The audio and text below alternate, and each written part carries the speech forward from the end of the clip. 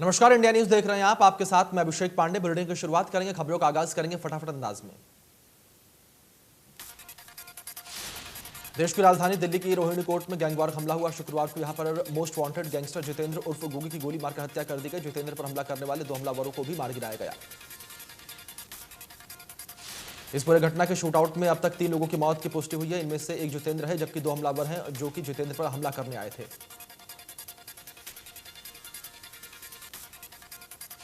बताया जा रहा है कि जितेंद्र उर्फ गोगी को तिहाड़ जेल में बंद किया गया था, जिसे शुक्रवार को पेशी के लिए लाया गया था। उसी दौरान रोहिणी कोर्ट के परिसर में बदमाशों के बीच शूटआउट हुआ। दिल्ली पुलिस के मुताबिक 2 हमलावर वकील बनकर कोर्ट में पहुंचे थे, जिन्होंने गैंगस्टर जितेंद्र पर गोली चलाई। स्पेशल सेल की टीम जितेंद्र को कोर्ट रूम में लेकर गई थी, घटना को अंजाम दिया।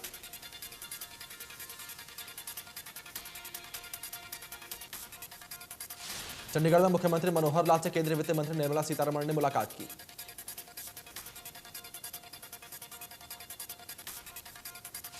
स्पीकर ज्ञानचंद गुप्ता ने स्वागत किया। इस दौरान पूर्व केंद्रीय मंत्री रतनलाल कटारिया भी मौजूद रहे। निर्मला सीतारमण पंचकुला में कार्यक्रम में शिरकत करेंगी।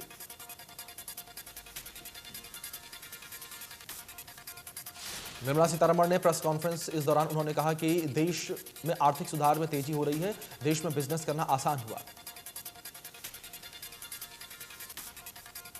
उन्होंने कहा कि हमारा सबका साथ सबका विकास और सबका विश्वास का नारा है। जनधन खाते में लोगों को फायदा हुआ है, गरीब लोगों को बैंक सुविधा मिल रही है।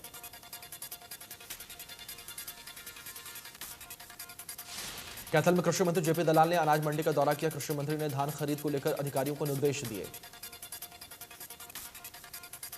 कृषि मंत्री ने कहा कि धान खरीद में किसानों को कोई समस्या न हो। कृषि मंत्री ने धान उठाने के बाद तुरंत भुगतान करने के भी आदेश दिए।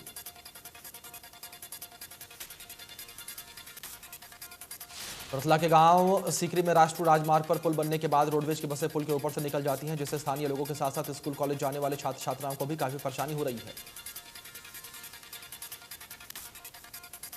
पार्षद शैलेंद्र सिंह ने परिवहन मंत्री मूलचंद शर्मा को ज्ञापन सौंपकर सीकरी गांव में बस स्टैंड बनाने की मांग की है। कैबिनेट मंत्री मूलचंद शर्मा ने भरोसा दिलवाया है कि आगे से जितनी भी बस हरियाणा रोडवेज की हैं वहां से गुजरेंगी और वह सभी पुल के नीचे से होकर जाएंगी। यमुनानगर जिला की कई सड़कों का निर्माण किया जा रहा है। निर्माण कार्य में तेजी लाने के लिए यमुनानगर के डीसी पार्थ गुप्ता कई विभागों के अधिकारियों के साथ खुद सड़कों पर निकले हैं। उन्होंने अलग अलग सड़कों पर निर्माण कार्य देखा, अधिकारियों को दिशा निर्देश जारी किए हैं। उपायुक्त ने बताया कि यमुनानगर के केल से कलानौर तक की 23 किलोमीटर लंबी सड़क कार्य मार्च 2022 तक पूरा किया जाएगा। उन्होंने बताया कि सड़क को रोड सेफ्टी के मानक के तहत सभी काम पूरे करवाए जाएंगे ताकि दुर्घटना न हो। इसी तहत रक्षक विहार नाका से बिलासपुर सड़क को भी चौड़ा किया जाएगा। सदरपुर गांव में हुए विवाद के बाद सरकारी स्कूल के टीचर दहशत में हैं। गांव के सरकारी स्कूल में नियुक्त करीब 18 अध्यापक स्कूल की बजाय घरौंडा थाने पहुंच और सुरक्षा की गुहार लगाई।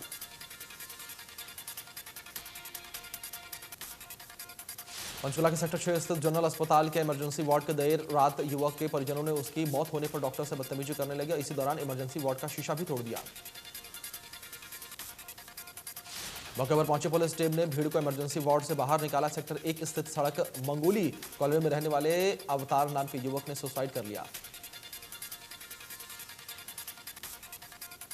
डॉक्टरों ने उसे मृत घोषित किया और शव का पोस्टमार्टम करवाने की बात कही तो परिजनों के लोग हंगामा करने लगे और अगर पुलिस के पास मामला जाता है तो पोस्टमार्टम होगा। अवतार के सुसाइड करने की सच्चाई बाहर आ जाएगी।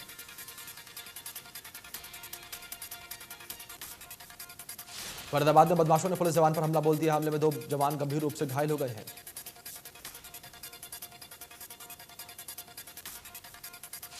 वहीं डॉक्टरों ने बताया कि पुलिसकर्मियों पर किसी धारदार हथियार से वार किया गया है। फिलहाल दोनों घायल पुलिसकर्मियों का प्राथमिक उपचार किया जा रहा है।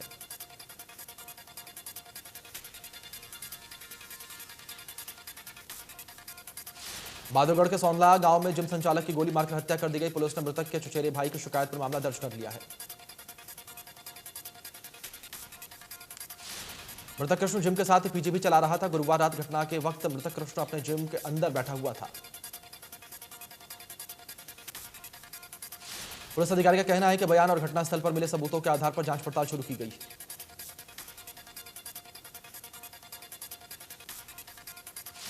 पलवल के होटल में नाबालिग का अपहरण कर रेप की वारदात सामने आई है। पुलिस ने आरोपी को अलीगढ़ से गिरफ्तार किया।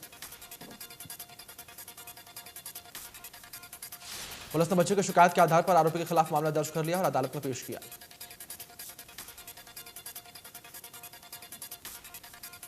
फरीदाबाद में एक और रोटरी क्लब का गठन किया गया, जिसे रोटरी क्लब फरीदाबाद संस्कृति नाम दिया गया।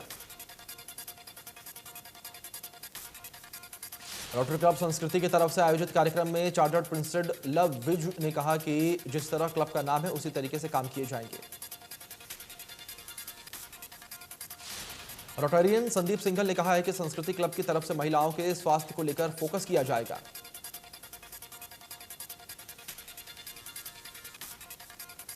कार्यक्रम में पहुंचे मुख्य अतिथि डिस्ट्रिक्ट गवर्नर विजय जिंदल ने कहा कि रोटरी एक ऐसा संगठन है जो पूरे विश्व में काम कर रहा है।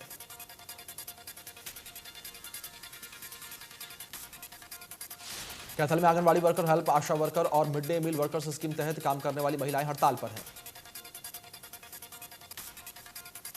वर्कर नेताओं ने बताया कि सरकार की तरफ से जो कह रही है कि सरकार प्ले स्कूल के नाम पर सरकार ICDS के प्रथम के नाम से NGO को लेकर आ रही है, जिससे हमारा रोजगार खतरे में है। चरखी दादरी के सांस्कृतिक मॉडल स्कूल में जल निकासी व जल भराव का निरीक्षण करने के लिए CTM अमित मान पहुंचे। निरीक्षण के दौरान उनके साथ अन्य अधिकारी भी पहुंचे और एक अधिकारी की गाड़ी ने स्कूल के जल निकासी के लिए लगे पाइपों को तोड़ते हुए पाइपों के ऊपर से गाड़ी निकाली।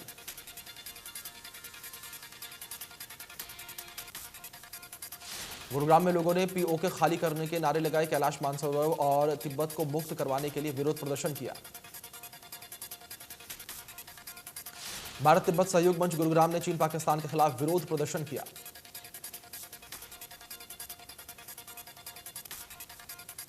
करनाल के सतपुर गांव में एक व्यक्ति के खिलाफ थाने में केस दर्ज होने पर जबरदस्त बवाल हो गया। पुलिस ने सदरपुर निवासी सुलेख के खिलाफ शिकायत दर्ज की थी। सुलेख का आरोप है कि गांव पहुंचने पर पुलिसकर्मियों ने उसके साथ 15 वर्षीय बेटे का अपहरण किया। वहीं पुलिस ने करीब 6 लोगों को हिरासत में लेकर जांच पड़ताल शुरू कर दी है। सतपुर गांव के सरकारी स्कूल से शुरू हुए मामले के कदर टूल पकड़ने की नौबत मारपीट तक पहुंची। पुलिस ने इस मामले में आरोपी सुलेख के खिलाफ केस दर्ज कर लिया है। गुरुवार देर शाम पुलिस की टीम सुलेख की तलाश के लिए गांव में पहुंची थी।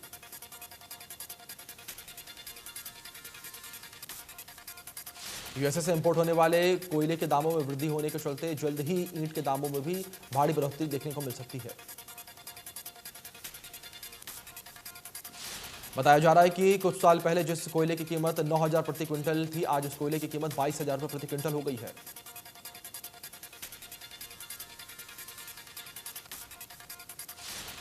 झज्जर के प्रदेश स्तरीय शहीदी दिवस समारोह में गुरुग्राम के पर्यावरण संरक्षण विभाग BJP के प्रदेश संयोजक नवीन गोयल 600 वाहनों के काफिले के साथ रवाना हुए।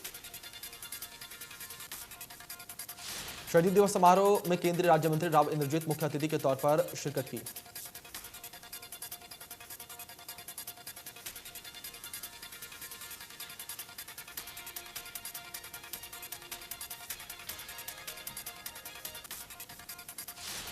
पच्चीस सितंबर को चौधरी देवीलाल की जयंती पर इनेलो जिंद में सम्मान दिवस रैली करने जा रही है। इनेलो नेता अभय चौटाला ने कहा है कि रैली ऐतिहासिक होगी। लाखों की संख्या में लोग इस रैली में पहुंचकर चौधरी देवीलाल को श्रद्धासुमन अर्पित करेंगे।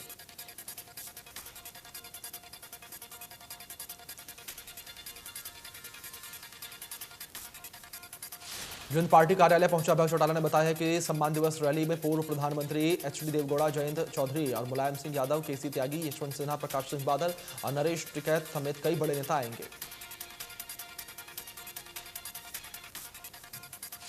अंबाला में मेयर शक्ति रानी शर्मा ने मेगा कैंप लगाया। उन्होंने दीप प्रज्वलित करके और शहीदों को नमन करके इस मेगा कैंप की शुरुआत की। मेगा कैंप में हरियाणा जन चेतना पार्टी के सभी पार्षद मौजूद थे। पंडित केदारनाथ शर्मा अस्पताल और चैरिटेबल ट्रस्ट की ओर से इस मेगा कैंप का आयोजन किया गया। सरकार की ओर से शुरू की गई आयुष्मान कार्ड योजना के तहत यमुनानगर जिला में 4,24,000 कार्ड बनाने का लक्ष्य है, जिसके लिए विभिन्न स्थानों पर कार्ड बनाए जा रहे हैं। यमुनानगर के विधायक घनश्याम दास अरोड़ा और CMO डॉक्टर विजय दहिया ने बताया कि इस कार्य में तेजी लाई जा रही है ताकि सभी पात्र लोगों को इसका फायदा मिले। उन्होंने बताया कि जिन लोगों का यह कार्ड बनता है उसे 5 लाख तक की स्वास्थ्य सेवाएं प्राप्त होती हैं।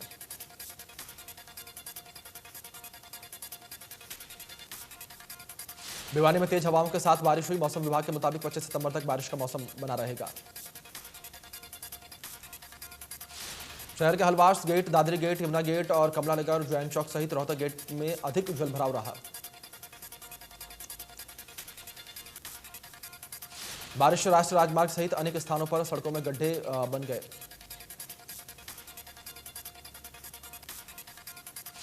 घरौड़ा में धान की सीजन को लेकर मंडी एसोसिएशन की बैठक हुई, जिसकी अध्यक्षता मंडी के प्रधान रामलाल गोयल ने की।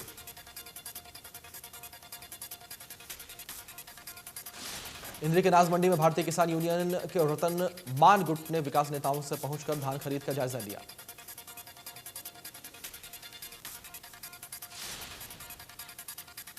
किसानों ने किसान यूनियन के नेताओं के साथ नारेबाजी करते हुए प्रदर्शन किया। कहा कि एमएसपी पर कानून बनना चाहिए ताकि किसानों के फसल औने पौने दामों पर ना बिके। सिरसा में संयुक्त किसान मोर्चा के आह्वान पर भारत बंद को सफल बनाने के लिए सभी किसान जत्थेबंदी अपने अपने स्तर पर लोगों को बीच पहुंचकर प्रतिष्ठान व्यापार को एक दिन के लिए बंद करने की अपील कर रही है।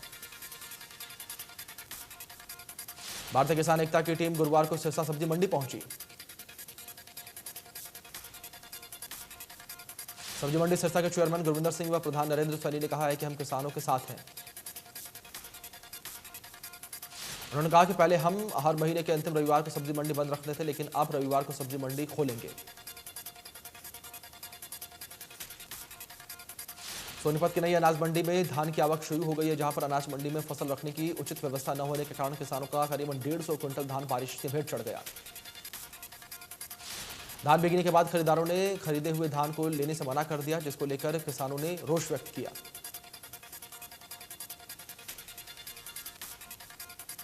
सिरसा में भारी बारिश के कारण लोगों को गर्मी से राहत मिली है, वहीं भारी बारिश से किसानों के लिए आफत बनकर सामने आई है।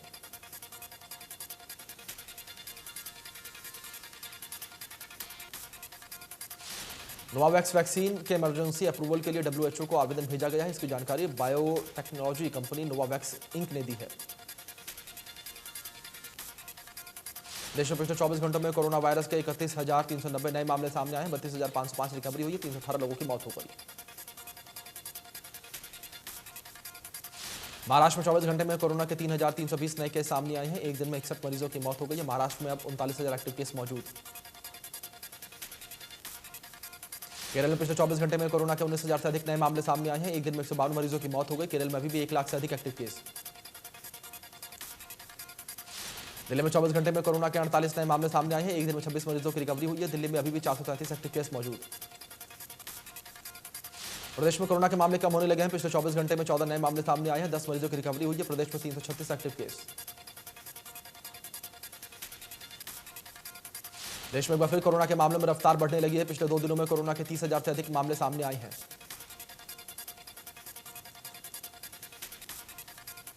दिल्ली में भारी बरसात के कारण इलाके में जगह जगह पर जलभराव की समस्या देखने को मिली। डेंगू के बढ़ते प्रकोप के कारण स्वास्थ्य विभाग ने 6 सदस्यीय 27 टीमों को गांवों में स्प्रे के लिए लगा दिया। गुरुग्राम में बिल्डर जनता को अपना आशियाना लेने या बनाने के नाम पर सैकड़ों रुपए जरूर दिखाते हैं, लेकिन जमीनी हकीकत कुछ और ही होती है। बिल्डर और सरकार की आपसी खींचातानी के बीच एक बार फिर से आरडी सिटी बिल्डर का डीटीसीपी विभाग ने लाइसेंस कैंसिल कर दिया है। आरडी सिटी में रहने वाले लोगों का कहना है कि आरडी बिल्डर ने जो वादे हमसे किए थे उसमें से एक भी खरे नहीं उतरे। बिल्डर का लाइसेंस भी कैंसिल होने के बावजूद भी मेंटेनेंस चार्ज लिया जाता है, लेकिन सोसाइटी में न तो रोड, स्ट्रीट लाइट और न ही कोई साफ सफाई की व्यवस्था है। लोगों ने सरकार से गुहार लगाई है कि जल्द आरडी सिटी को नगर निगम में शामिल करें और जिससे बिल्डर से उनको छुटकारा मिले। प्रधानमंत्री नरेंद्र मोदी के अमेरिका दौरे का आज दूसरा दिन है। पहले दिन के एक्शन के बाद आज पीएम मोदी अमेरिकी राष्ट्रपति जो बाइडेन से मुलाकात करेंगे। पीएम मोदी व्हाइट हाउस में जो बाइडेन के साथ पहली व्यक्तिगत द्विपक्षीय वार्ता करेंगे।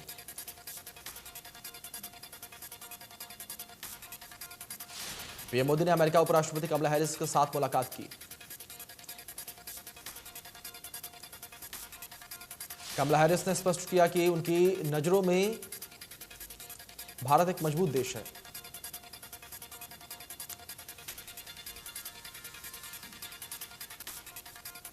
पीएम मोदी से मुलाकात के दौरान अमेरिकी उपराष्ट्रपति कमला हैरिस ने आतंकवाद का मुद्दा भी उठाया।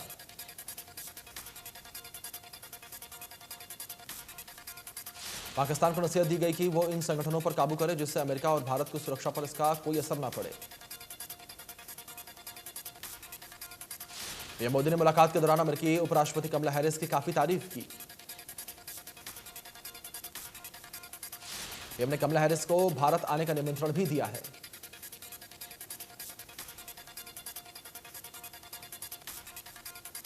पीएम मोदी ने गुरुवार को ऑस्ट्रेलिया के प्रधानमंत्री स्कॉट मॉरिसन से मुलाकात की।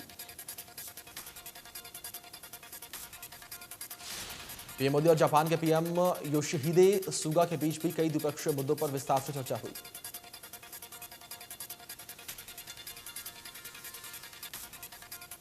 अमेरिका के 3 दिवसीय दौरे पर गए प्रधानमंत्री नरेंद्र मोदी ने 5 कंपनियों के सीईओ के साथ बैठक की। प्रधानमंत्री मोदी की पहली बैठक क्वालकॉम के सीईओ क्रिस्टियानो आर आमोन के साथ हुई। इस दौरान अडोबी के chairman Shantanu Narayan, first solar के सीईओ मार्क विडमार, जनरल एटॉमिक्स के सीईओ विवेक लाल आदि ने भी प्रधानमंत्री के साथ खुलकर चर्चा की। पीएम मोदी और अडोबी के चेयरमैन ने स्वास्थ्य, शिक्षा, अनुसंधान और विकास जैसे क्षेत्रों में डिजिटल इंडिया के प्रमुख कार्यक्रम का फायदा उठाने पर बातचीत की।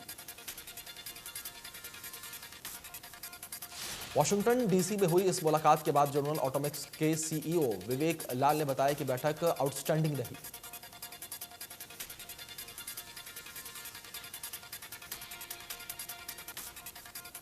उत्तराखंड के चमोली जिले में भूस्खलन के बाद हड़कंप मच गया।